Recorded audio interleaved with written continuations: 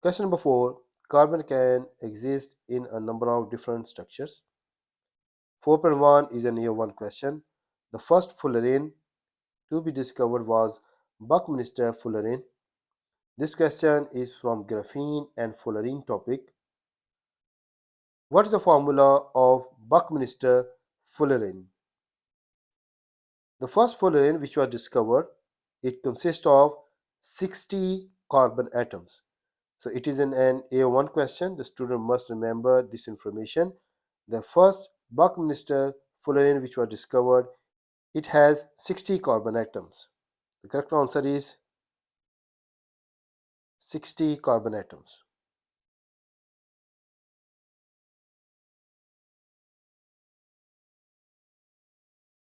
4.2 is an A1 question.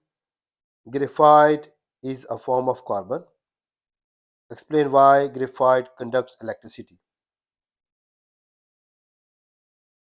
A sample diagram is given here. We know that graphite has hexagonal structure,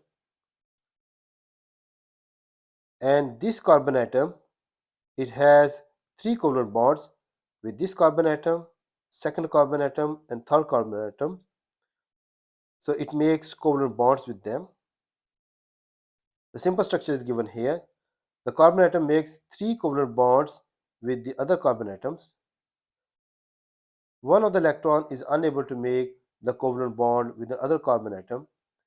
Therefore, this electron will become free and start moving in the structure. When it moves in the structure, it is carrying a charge with it. Let's see the model answer. In the model answer, this is the extra information. In graphite, 3 out of 4 carbon atoms make covalent bond. We can see that they make the covalent bond with 3 carbon atoms. Each carbon atom has one delocalized electron, which is mentioned here, and it is free to move within the structure. This free electron carry the charge throughout the graphite structure, and the movement of the electron in a structure is responsible for the conduction of electricity. Steel is an alloy of iron and carbon. Explain why steel is harder than iron. 4.3 is an A1 question. Student must know the information about the alloys and the properties of the metals. So this question is from the topic of the properties of the alloys and metals. In metals, the atoms or the particles are closely packed to each other and they are present in layers. When we apply the force, these layers can slide over each other. But when we add the impurity, this impurity disturbs the layers. When these layers are disturbed, it means on applying the force, the layers cannot slide over each other because the layers are already distorted. Therefore, this structure gets harder as compared to pure metal. Let's see the model answer. In pure metal, like iron, atoms are properly arranged in layers which can slide on applying the force. In alloys, atoms of the different size are mixed which distort the layers of the iron atoms. Therefore, the layers cannot slide or move over each other, and this structure is becoming harder as compared to pure metal. 4.4 is an AO2 question, and this question is from the topic of alloys and metals. Iron is alloyed with carbon and other metals to make stainless steel. A stainless steel fork contains 71.92% iron. Table number 2 shows the mass of each element in the fork.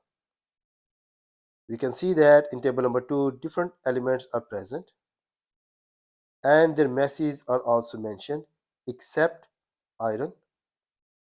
Calculate the mass of iron in the fork. In the fork, we can see that the iron, carbon, chromium, and nickel are present. In this question, we can see that we have two different kind of quantities. One quantity is mass and other is percentage. So we can use ratio and proportion method to find the mass of iron in the fork. From the table, the sum of the mass of the other elements are given here. We will add them together. It is 16.29 grams. Whereas the percentage of iron that is also given here, 71.92%. We want to find the percentage of the other elements in the fork, that is 100 minus 71.92. So the percentage is 28.08%. Percentage is always out of 100.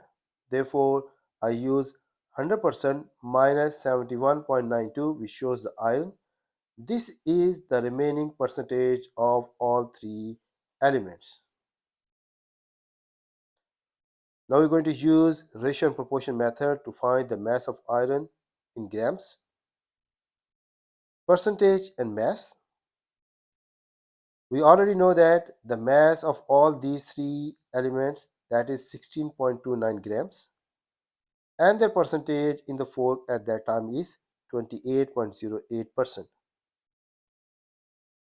In the question we are already given the percentage of iron in the alloy is 71.92, but the mass is unknown.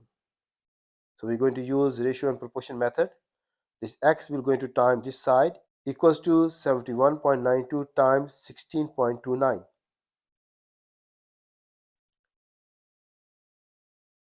To make x as a subject, 28.08 will go on the other side and divide it, and the final answer is 41.72 grams. So the total mass of the iron in the fork is 41.72 grams.